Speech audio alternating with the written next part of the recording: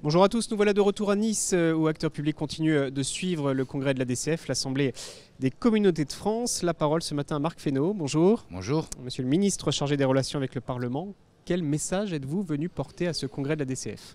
D'abord un message de personnes et d'élus que je connais bien puisque j'ai siégé dans cette institution, j'étais vice-président de la DCF.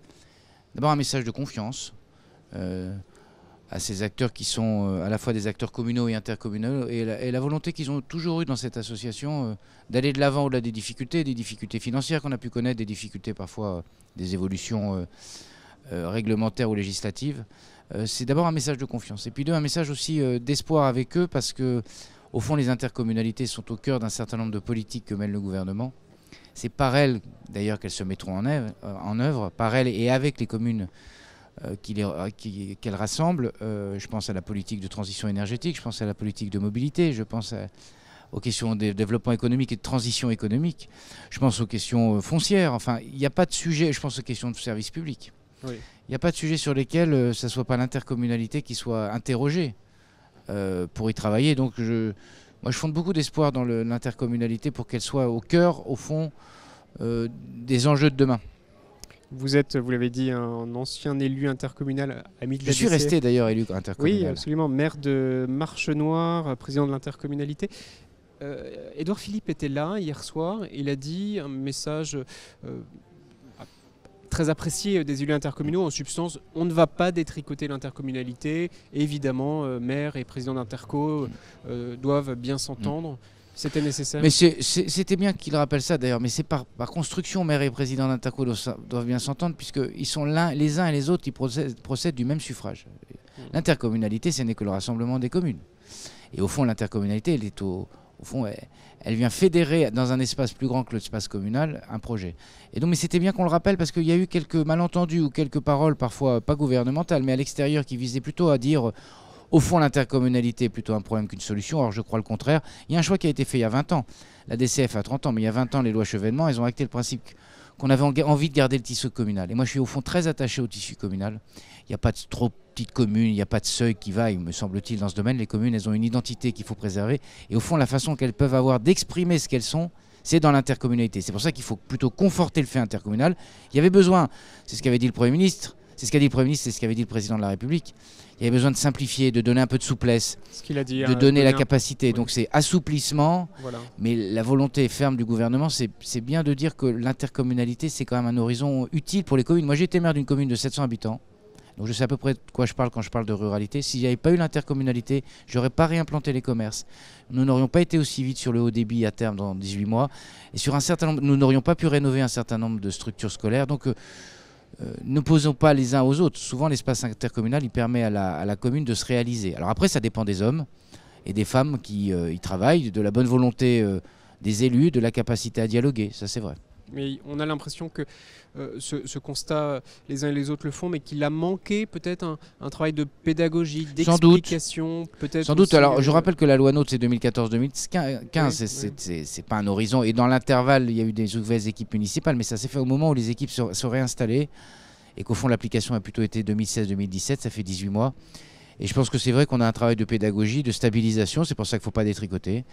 De laisser les élus respirer un peu. Il y a des élections et des échéances au mois de mars prochain. Il faut que tout ça se stabilise. Et il faut qu'on donne des caps assez clairs. Le cap intercommunal en est un. Il y a deux textes de loi, donc vous êtes ministre chargé des relations avec le Parlement, évidemment en première ligne sur deux textes importants, engagement et proximité, et le texte 3D, décentralisation, déconcentration, différenciation. On ne sait jamais dans quel ordre il faut mettre. On le fait dans l'ordre qu'on veut. Tout ça est assez lié. Évidemment, un mot peut-être sur le calendrier. Est-ce que ces textes vont être... Pour ce qui est du texte engagement, il est passé au Sénat, il sera à l'Assemblée nationale la semaine du congrès des maires. C'est concomitance, mais pas forcément, il ne faut pas y voir malice.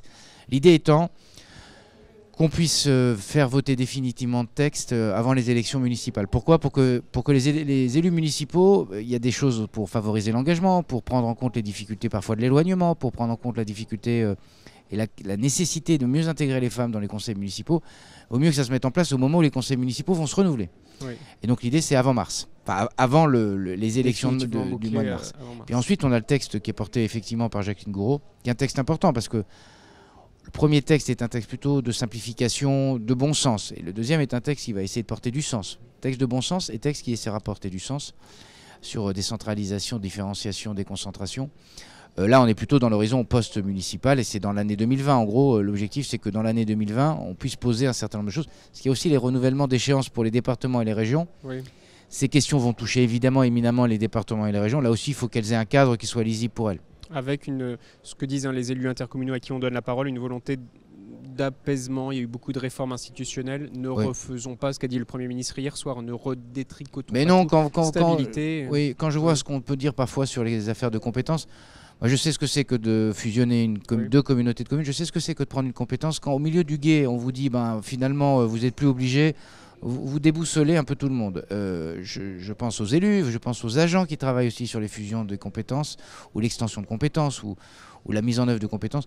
Faut être comment dirais-je, faut être responsable dans ces affaires-là et le gouvernement est responsable, c'est-à-dire qu'on assouplit, mais on ne met pas les élus dans des situations impossibles qui leur donnerait le sentiment qu'on va dans le zig et dans le zag. Toute dernière question, Monsieur le Ministre, est-ce que vous pensez qu'on est, après quelques tensions, aujourd'hui à l'aube d'une ère nouvelle dans les relations entre État et collectivités territoriales? Oui, au fond d'ailleurs la crise des Gilets jaunes, elle a révélé aussi la volonté à la fois qu'on tienne compte de la diversité territoriale, qu'on prenne en compte les difficultés territoriales, et deux, elle a exprimé aussi pour moi en tout cas un grand besoin d'État.